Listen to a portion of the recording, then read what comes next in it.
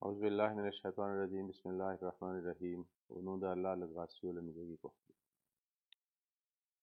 Nous avons déjà fait 19 programmes, 19 cours. Et dans ces cours, nous avons appris de façon très élaborée les prédictions du Saint-Coran, de hadiths, ou présentées ou expliquées par les savants musulmans du passé, concernant la venue ou l'avènement d'un réformateur intitulé Imam Mahdi ou le Messie au sein de l'islam dans les derniers jours. Nous avons aussi appris des signes qui sont mentionnés dans ces prédictions. Alors, nous pouvons dire avec la certitude que sans aucun doute, c'est-à-dire certainement, il y a des prédictions et personne qui est un peu sensé ne peut refuser et rejeter cette idée. Que nul ne vient et nul ne pourra venir après le saint prophète sallallahu alayhi wa sallam au sein de l'Ummah Muhammadiyya pour le réformer. Alors, aujourd'hui, nous allons parler que ce réformateur, intitulé Imam Mahdi ou le Messie promis, est arrivé. C'est lui qui a fait la déclaration qu'il a été choisi par Dieu comme un réformateur de cette époque, comme l'imam Mahdi et le Messie promis, et aussi un réformateur universel. Et c'était Hadrat Mirza Ghulam Ahmad de Qadian, qui est le fondateur de la communauté musulmane Ahmadiyya. Il était né en Inde en 1835. Il a passé son enfance, son adolescence dans l'ambiance spirituelle, c'est-à-dire individuellement, dans l'étude de religion. Pas seulement le Saint-Coran, mais les écritures des autres religions. Il a commencé à défendre la vérité et surtout la véracité de l'islam. Alors, il a eu d'expériences spirituelles de la part de Dieu à travers les rêves, les visions et les révélations très claires. Et selon ces révélations, il a fait cette déclaration qu'il a été choisi par Dieu en tant que Imam Mahdi, le Messie promis et le réformateur de cette époque pour le monde entier. Il a dit qu'il n'est pas seulement pour les musulmans comme Mahdi ou le Messie promis, ou pour les chrétiens comme le Messie, mais aussi il est le Krishna que les hindous attendaient pour les réformer. Il a reçu cette révélation. Il a reçu la révélation en ourdou aussi, en arabe aussi, en anglais aussi, en langue persane aussi, en sanskrit aussi, en punjabi aussi. Il a reçu la révélation dans laquelle Dieu lui parla. Jariullahi fi hulalil anbiya'i.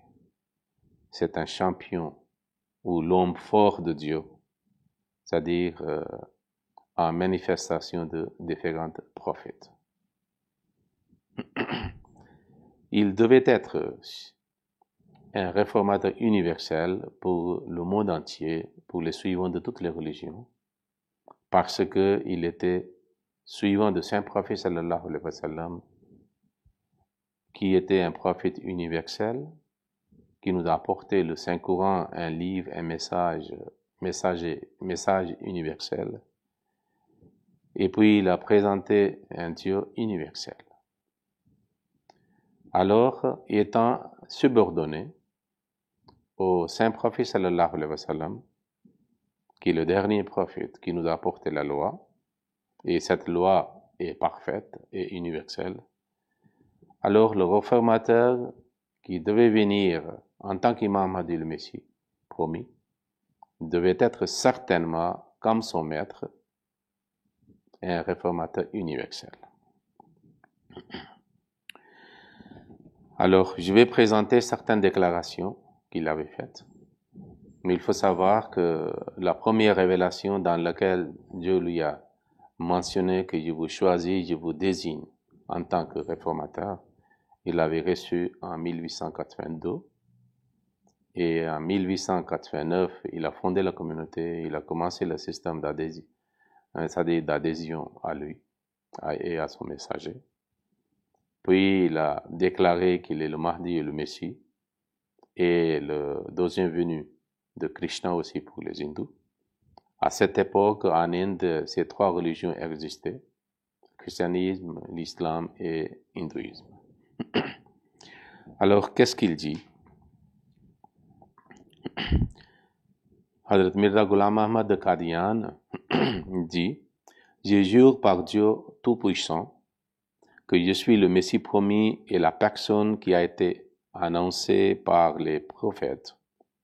Il y a des indications me concernant et concernant mon époque dans le Torah, les évangiles et le Saint-Coran.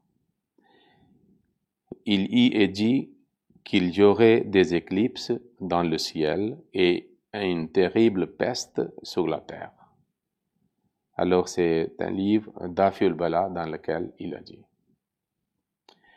Puis il dit dans un autre livre, « De mon temps seulement que sont apparues des éclipses du soleil et de la lune au cours du mois de Ramadan, de mon temps seulement conformément aux hadiths authentiques du Saint-Prophète sallallahu alayhi wa sallam, au Saint-Coran et aux écritures anciennes, la peste s'est manifestée sur le pays tout entier, ça veut dire l'Inde.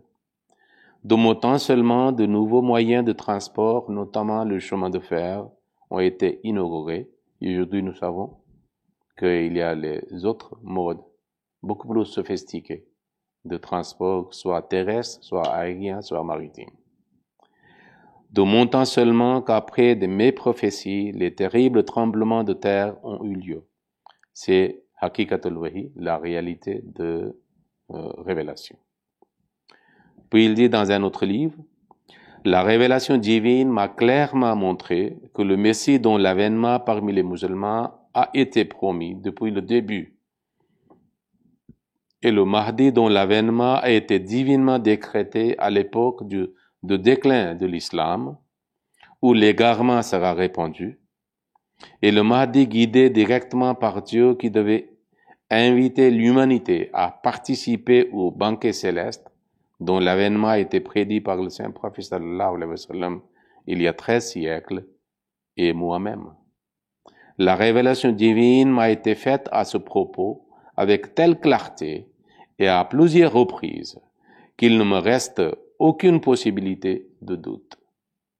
Cet extrait se trouve dans le Tazkiratu Shahadatain.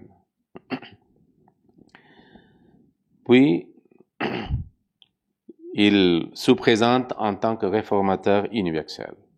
Il déclare, « Je ne suis pas venu à cette époque uniquement pour la réforme des musulmans, mais bien pour les trois peuples, musulmans, hindous et chrétiens. De même que Dieu m'a envoyé comme le Messie promis pour les musulmans et les chrétiens, pareillement je suis un avatar, ça veut dire prophète, pour les hindous. » Il a annoncé dans une causerie à Sialkot, une ville, c'est-à-dire du sous-continent indien.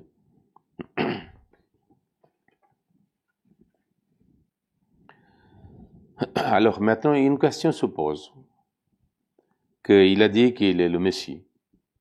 Maintenant, les chrétiens, c'est certainement pour les chrétiens et les musulmans. Et nous savons très bien que les chrétiens et les musulmans croient que Jésus physiquement est monté au ciel vivant, donc il va descendre. Il attend toujours la descente de Jésus en tant que Messie dans les derniers jours. Soit musulman, soit chrétien. Alors, même si nous en parlerons plus tard, c'est-à-dire de façon élaborée, mais ici, il est essentiel que je mentionne quelque chose. D'après la déclaration que Hazrat Mirza Ghulam Ahmad de Qadian, le Messie premier Imam Hadi, a dit. Il a dit que Dieu m'a révélé Jésus, fils de Marie, le messager d'Allah est mort, et selon la promesse, vous êtes venu en sa qualité. Alors, lorsqu'il a reçu cette révélation, alors il a vérifié de Saint-Coran et des hadiths, il a trouvé, c'est-à-dire beaucoup d'arguments coraniques et de hadiths et de la langue arabe qui établissent sans aucun doute que Jésus est mort. Et celui qui est mort, lui, il ne revient jamais dans le monde. Alors, il développa cette thèse par un exemple biblique. Nous savons très bien que les Juifs attendaient la deuxième venue d'Élie du ciel. Et c'est écrit dans la Bible qu'il est monté au ciel. C'est pour ça que les Juifs attendaient la venue d'Élie du ciel avant l'avènement de Christ. Mais quand Jésus a dit que c'est lui qui est Christ, c'est une réalité connue dans le monde entier, qu'il a dit que je suis Christ. Les Juifs lui ont demandé que où est Élie donc? Il a dit, c'est Jean-Baptiste, c'est Élie, acceptez-le si vous voulez. Malgré que lui, il n'était pas descendu du ciel, il était le fils de Zacharie. Donc c'est ainsi que le Messie premier l'Islam dit, ça veut dire, il voulait dire que les chrétiens et les musulmans, les deux peuples, suivant de deux religions, croient que Élie, Jean-Baptiste était Élie et Jésus-Christ était correct et avait raison dans son interprétation que la venue d'Élie du ciel n'est pas correcte, est une fausse compréhension. C'est Jean-Baptiste qui est Élie. Il a dit, personne ne descend du ciel. C'est ainsi qu'il a dit que comment Jésus lui-même dit que nul ne descend du ciel, même si dans le livre c'est écrit qu'il est monté au ciel vivant avec le corps physique. C'est écrit dans la Bible.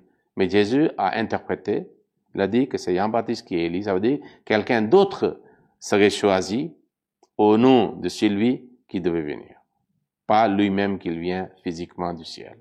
C'est ainsi qu'il a dit que Jésus aussi ne viendra pas du ciel physiquement et vivant, parce que il a justifié, c'est-à-dire sa déclaration de la Bible et de Saint-Coran, que Jésus n'est pas mort sous la croix. Plus tard, après avoir accompli sa mission, il est mort physique, il a subi la mort physique, et puis son âme est partie où les âmes de tous les saints sont parties vers Dieu. Alors, c'est-à-dire Jésus, l'arrivée, deuxième venue de Jésus est mentionnée, cela signifie quelqu'un d'autre serait choisi par Dieu, c'est-à-dire qui viendra en qualité de Jésus, pas le Jésus lui-même. Alors, à ce propos, il dit, et voyez avec quelle certitude et clarté il dit, rappelez-vous que personne ne descendra du ciel, nos adversaires qui sont encore vivants mourront tous. Mais personne ne verra Jésus, fils de Marie, descendre du ciel. Les enfants qui le suivront mourront eux aussi. Et personne d'entre eux aussi ne verra Jésus, fils de Marie, descendre du ciel. Les enfants de leurs enfants mourront, et eux aussi ne verront pas Jésus, fils de Marie, descendre du ciel. Alors Dieu mettra l'incertitude dans la cœur, tandis que l'époque de la supériorité de la croix se sera aussi écoulé, que le monde aura changé. Mais Jésus, fils de Marie, ne sera toujours pas descendu du ciel. Alors les gens sensés commenceront à en avoir assez de cette idée. 3 siècles ne se seront pas écoulés depuis aujourd'hui que ceux qui attendent Jésus, que ce soit des musulmans ou des chrétiens, dégoûtés et désespérés, abandonneront cette fausse notion. Il l'a dit dans son ouvrage Tazkiratul Shahadatain. Et nous savons très bien que maintenant, il y a un peu de plus d'un siècle, nous sommes le 2e siècle après le Messie premier l'Islam, et il y a beaucoup de chrétiens et beaucoup de musulmans qui ont commencé à dire que personne ne vient. Et ceux qui croient, ils sont en train de joindre le Messie premier l'Islam et Ahmadiyyat.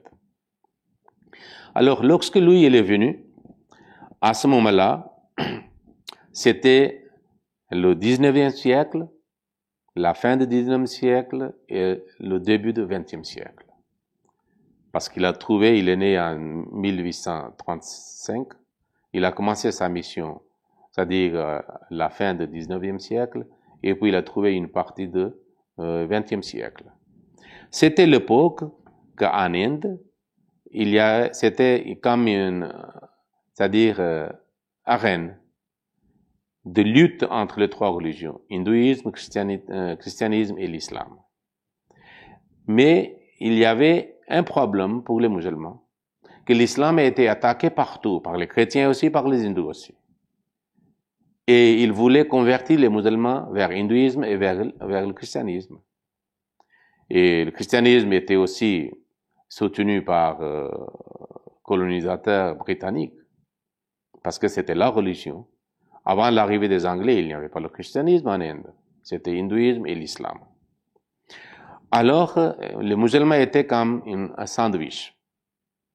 Et leur division, leur égarement, leur faiblesse morale, spirituelle, économique, politique était un défaut pour eux. Ils n'arrivaient pas à défendre l'islam et montrer la supériorité de l'islam ou l'excellence de l'islam. Il y a très rare de gens qui ont fait ça. Et l'autre côté, les musulmans avaient une croyance que Jésus est monté au ciel et le saint prophète est mort. Alors les prêtres chrétiens ont pris comme une arme contre les musulmans et c'était difficile pour les musulmans pour se défendre. Mais le Messie premier salam, il a, c'est-à-dire utilisé une stratégie que nul n'avait pas utilisée avant. Quelle était sa stratégie? Il a présenté l'islam. Il a dit que pour l'islam, il y a trois sources. Le Saint-Coran, la parole de Dieu, la sunna, la pratique du Saint-Prophète sallallahu alayhi wa sallam, et hadith, ces paroles qui sont d'après et selon le Saint-Coran, parce que le Coran qui juge l'authenticité des paroles du prophète de l'islam. Et puis, il a dit aux hindous que si on parle de hindouisme, on doit parler de Veda et de Gita. Et puis, il s'adresse aux chrétiens. Il a dit que c'est la Bible votre livre. Donc, si vous voulez attaquer une religion, vous devez étudier ces sources de la religion. Alors, il a présenté, c'est-à-dire un moyen rationnel et logique. Il a dit que si une religion présente une particularité, un bon aspect de sa religion, une excellence de sa religion, donc c'est le livre authentique de sa religion doit présenter la déclaration de ce bon aspect, cette excellence. Et c'est le même livre qui doit justifier aussi avec les arguments. C'est pas que les suivants de religion font une déclaration de la beauté de la religion et le livre est silencieux. Ou le livre fait une déclaration, mais il n'y a pas de justification prouvée de ce livre. Et ce sont les suivants de cette religion qui amènent des arguments pour justifier cette excellence. Alors il a dit que c'est l'islam qui présente la déclaration de sa supériorité, son excellence, ses bons aspects, son universalité, sa perfection. Et puis l'islam aussi et le Coran aussi présentent des arguments pour justifier cela. C'est ainsi que il a eu c'est-à-dire déçu et dominance sur ceux qui faisaient le débat de la part des chrétiens et les hindous, c'est-à-dire contre l'islam. Et les chrétiens, les hindous, leurs prêtres, leurs pandits avaient peur, avaient crainte de se présenter, de faire face à Mirza Ghulam Ahmad de Qadian. Il était prêt, il était très ravi si les autres khalaqis musulmans, les ulamas, les imams, sont prêts à faire le débat, c'est-à-dire, mais il avait peur et la crainte de faire le débat avec Mirza Ghulam Ahmad de Qadian, alayhi salam. Alors, par exemple, comme Dieu est le pivot ou le centre et le nucléus de sa religion, il a présenté que Dieu de l'islam est éternel, personnel, universel, qui est vivant aujourd'hui et qui parle aujourd'hui comme il parlait auparavant. Il a lancé le défi que hors de l'islam, Dieu présenté par les hindous, par les chrétiens ne parle plus. Donc, comment on peut dire qu'il est vivant? Alors, je vous présente quelques dires de Mirza Ghulam Ahmad Qadian, le Messie premier salam, concernant ce qu'il avait présenté le Dieu de l'islam. Il a dit, Dieu est la lumière des cieux et de la terre. Toute lumière est un don de sa miséricorde, qu'elle soit présente en haut ou en bas, dans les âmes ou dans les corps, qu'elle soit primaire ou secondaire, qu'elle soit apparente ou cachée, qu'elle soit subjective ou objective. Cela indique que la grâce générale du Maître des mondes embrasse toutes choses. Sa grâce n'est refusée à personne. Il est l'origine de toute faveur. Il est la genèse de toute lumière. C'est lui, la source qui donne naissance à toute miséricorde. La pérennité de l'univers dépend de sa personne. Il est l'asile de grands et de petits. Il arrache tout objet des ténèbres, du néant, et lui confère l'habit à l'existence. Rien d'autre n'existe de lui-même et n'est éternel à part lui. Toute la création est récipiendaire de sa grâce. Ciel et terre, hommes et animaux, végétaux et minéraux, corps et âme, tous existent par l'entremise de sa miséricorde. C'est Brahim Ahmadiyya, tout premier ouvrage de Messie premier salam.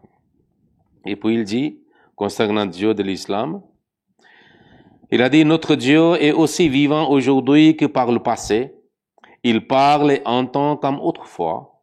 Il serait erroné de dire qu'à présent, il n'entend mais ne parle plus. En effet, il entend et parle toujours.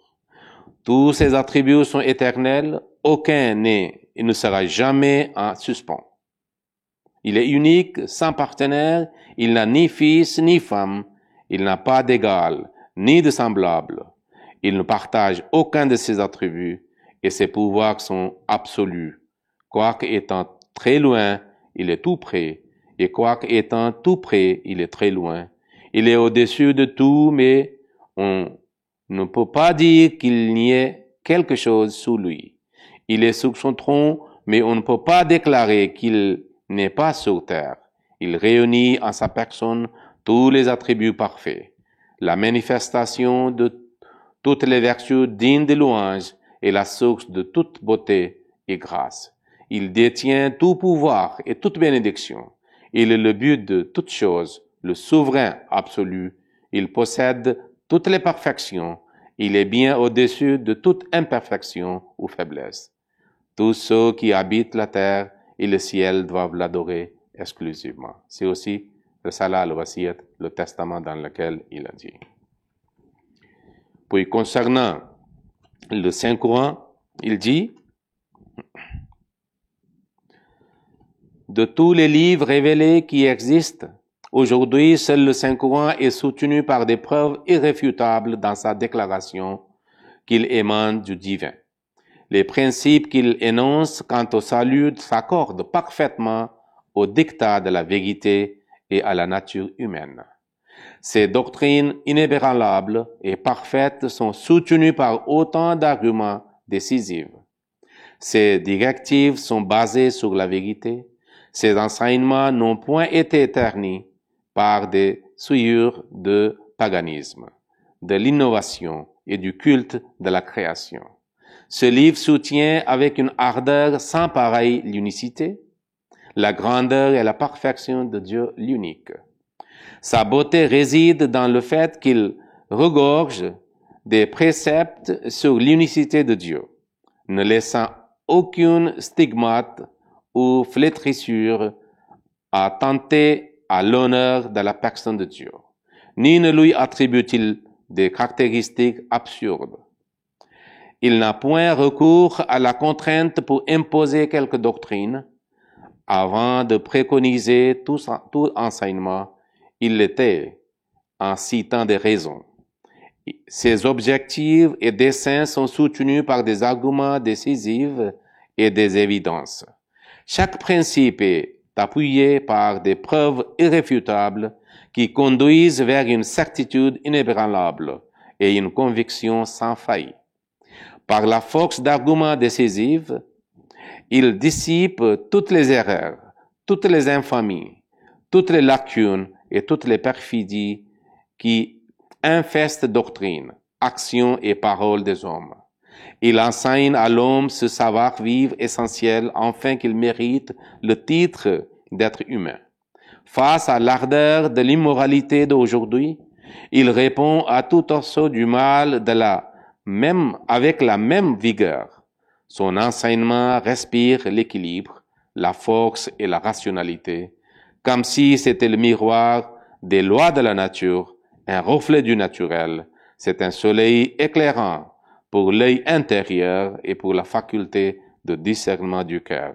C'est aussi le Brahim Ahmadiyya, tout premier ouvrage de Messie premier lettre au salam.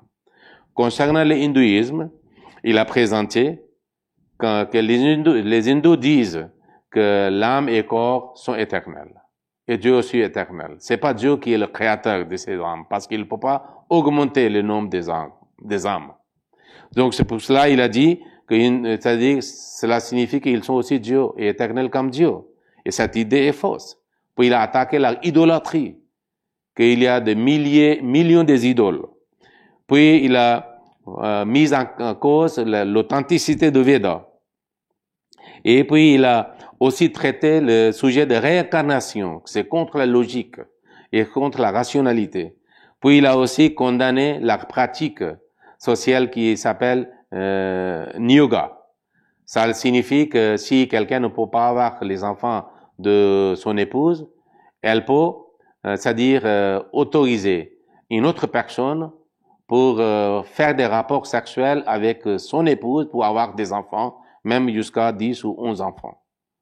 Alors, c'est ainsi qu'il a montré la réalité de l'hindouisme.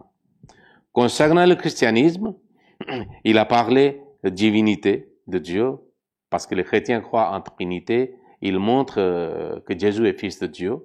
Dieu n'a pas besoin de fils parce qu'il n'a pas d'épouse. Parce que quand on a une idée que quelqu'un a fils, ça veut dire que c'est exige le rapport sexuel. C'est horrible de même penser concernant Dieu. Puis il a aussi mis en cause l'authenticité de la Bible, parce que la Bible a été écrite longtemps après les prophètes, au nom de qui ils sont en train d'écrire.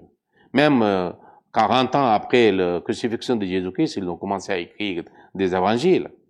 Puis il a aussi mis en cause le dogme de péché original ou le de expiation, que selon le christianisme, Jésus est mort sur la croix pour racheter nos péchés pour notre salut. Il a dit que Jésus n'est pas mort sur la croix. Il a écrit, c'est-à-dire avec des arguments bibliques, coraniques, historiques, de médecine, pour prouver que Jésus n'est pas mort sur la croix. Il a vécu longtemps après la crucifixion. Il a survécu. Il a transmis son message aux Juifs qui habitaient à Afghanistan et en Inde, à Cachemire. Et après avoir accompli sa mission, il est décédé. Et puis, il a élaboré le sujet de Mohammed dans la Bible, que si vous croyez en Bible, la Bible parle de l'arrivée du plus grand prophète qui est venu en Arabie, vous devez l'accepter. Parce que ainsi, votre Bible, c'est-à-dire, la véracité de votre Bible est établie. C'est ainsi que il a pas seulement montré comme un défenseur de l'islam, comme beaucoup de savants musulmans intellectuels raisonnables et sensés ont avoué cela, mais aussi il a présenté, c'est-à-dire à travers les arguments des livres respectifs de ces religions et par les arguments intellectuels et rationnels, il a, c'est-à-dire attaqué ces religions pour montrer que l'islam est la religion de la vérité, de la rationalité, de la nature humaine. Et puis les autres religions, à leur époque de leurs prophètes respectifs, avaient la vérité. Aujourd'hui, alors ces livres n'ont plus besoin. Parce que aujourd'hui, il ne présente pas les solutions de problèmes de notre époque. Inch'Allah, nous allons continuer pour le programme suivant aussi, c'est-à-dire ce thème. C'est notre prière que Allah donne la compréhension et la direction à tous ceux qui suivent nos programmes afin qu'ils puissent découvrir la vérité et adhérer à cette vérité. Assalamu alaikum wa rahmatullahi wa barakatuh.